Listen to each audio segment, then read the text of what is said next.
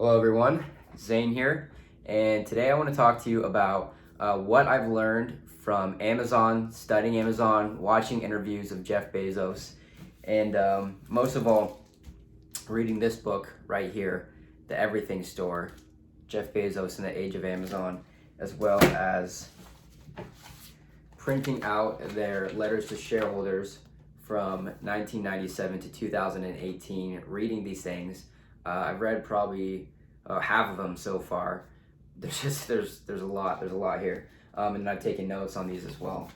So, I'm about a quarter way through this book right now. I still have a lot to read, but I've already picked up some amazing lessons from it, as well as just watching interviews on Jeff Bezos and seeing him talk about the company and their principles and their values.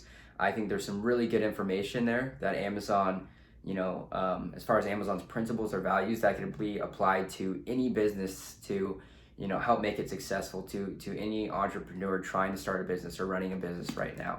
So again, I think there's some really valuable lessons from Amazon that I'd like to share with you, what I've kind of learned so far. So number one is Jeff Bezos is crazy customer focused, customer obsessed.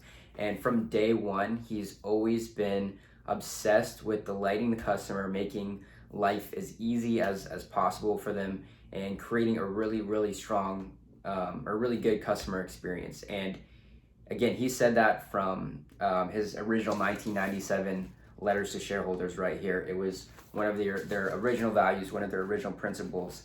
And in fact, they've stuck with it up until now, 2020, because he attaches the original 1997 letters to shareholders in each new year just to remind his shareholders that they've always stuck to the same principles. So number one is being absolutely customer focused and delivering as much value as you possibly can.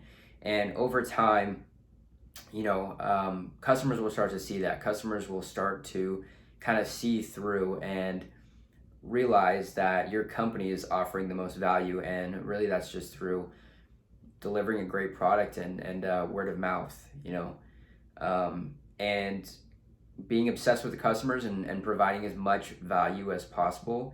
It pays dividends over time, as you can see, by Amazon. They're a $1 trillion company now. Jeff Bezos is or was the richest man in the world until the divorce, I believe. Not positive on that, but yeah. So the first thing I've learned, the first thing I want to share with you is being absolutely customer obsessed. Think about, how can I make this experience the best for my customers as possible? How can I make life as easy for them as possible, and kind of eat their complexity, and again, it doesn't show immediate monetary returns right away, but that's going to pay you over time. And along with that, Amazon prioritize long-term profits over short-term cash flow. So that kind of brings me to the second thing I've learned, which is long-term, always thinking about the long-term. Actually, real quick, before I move to that point, I watched an interview of Jeff Bezos the other day that was made in 2018, I believe.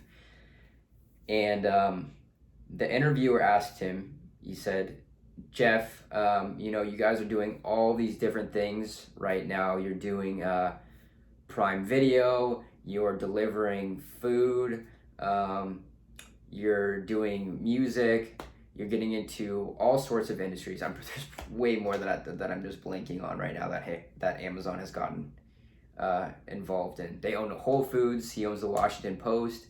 Just doing all these things right now. And he said, some of your shareholders, worried at all that you're kind of trying to do all these different things and that you're expanding in all these different industries? And Jeff's answer to that was, well, really, we're still doing one thing, and that is being customer obsessed, going back to our original principles, Amazon's original principles, sticking with that, and making life easy, life as easy for the customer, for the consumer as possible, making it as convenient for them as possible. So that kind of shifted my perspective, because prior to that, I saw Amazon doing all these different things too. And when you do a bunch of different things, usually you're not really great at any of them, but you're kind of average at all of them. And a good example of that is Barnes and Noble. In 1999, they launched their own website, their own e-commerce platform where you could buy books. And the CEO of Barnes and Noble traveled to Seattle to meet with Jeff Bezos, have dinner with him, and basically said to Jeff Bezos, we're going to launch a website soon. We're going to absolutely crush you. I come here to talk about a possible partnership. And Jeff Bezos ended up saying no to Barnes and Noble. Barnes and Noble did launch their website. It did, have some success. And I believe at the time, Amazon was doing 16 million in sales. Barnes and Noble was doing 2 billion in sales from the retail stores. So once they launched this website, it was, it was immediately, it scared the heck out of Amazon employees, because they're like, oh, okay, are we going to be crushed now? There's news articles, saying Amazon's toast, Amazon's done once Barnes and Noble launches this website. But Barnes and Noble launched the website, but because it wasn't their main focus, Amazon was able to stay afloat. Amazon was able to expand and innovate faster because e-commerce, online selling was their main focus.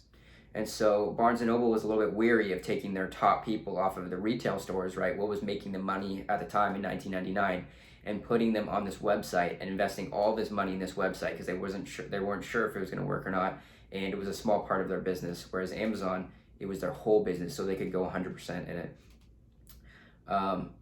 Again, I'm kind of rambling on now, but in the midst of that, Jeff Bezos kind of lined up all of his employees before Barnes and Noble was gonna launch a website, because they were all worried, they were all a little bit scared they weren't gonna have a job soon. And let's see, what did Jeff say? Kind of probably paraphrasing a little bit, but Jeff Bezos basically told his employees that, we're gonna do what we've always done. We're not gonna focus on our competitors, because they're not gonna pay our bills, and we're gonna focus on our customers, right? So that's what he said to his employees. Don't focus on the competitors, just focus on the customers.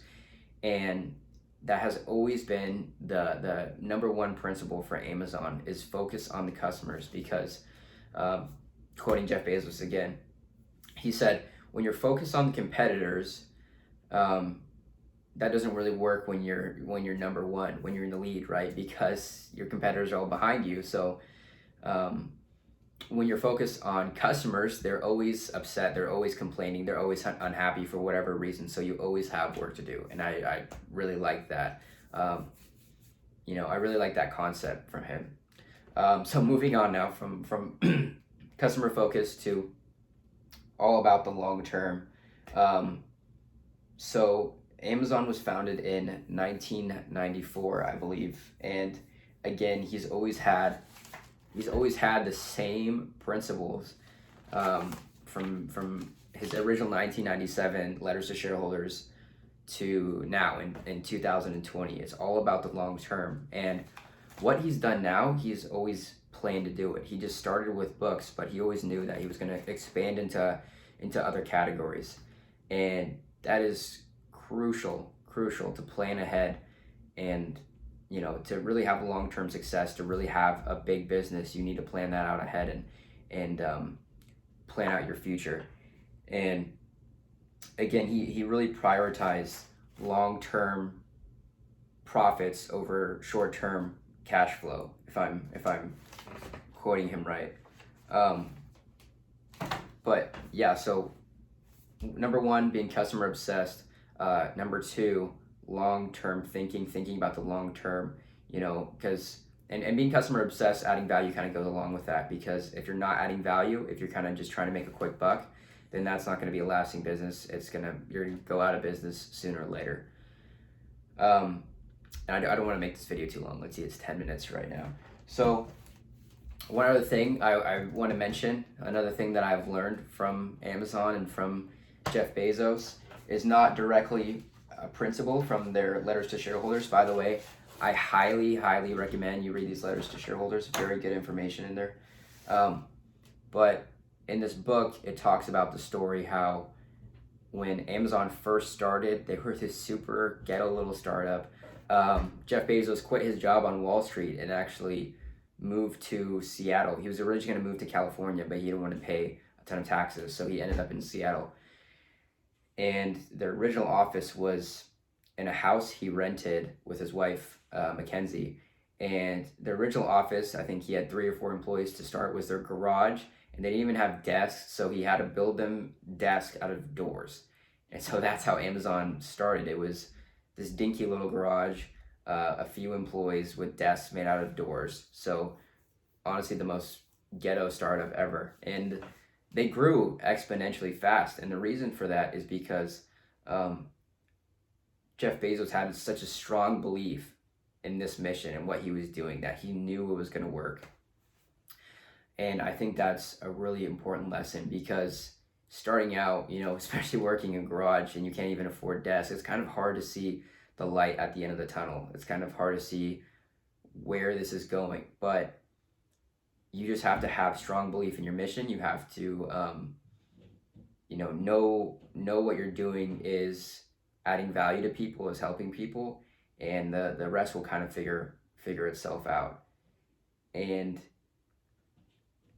I really, really, really liked that, the fact that he started from a garage, because, they started there, but now they're one of the most successful corporations on the planet. And Jeff Bezos is one of the richest men on the planet. And his employees kind of described him as insane or crazy, because he had such a strong vision in the future that, in the future, everybody was going to buy stuff online. Everybody was going to order all their products that they possibly needed online.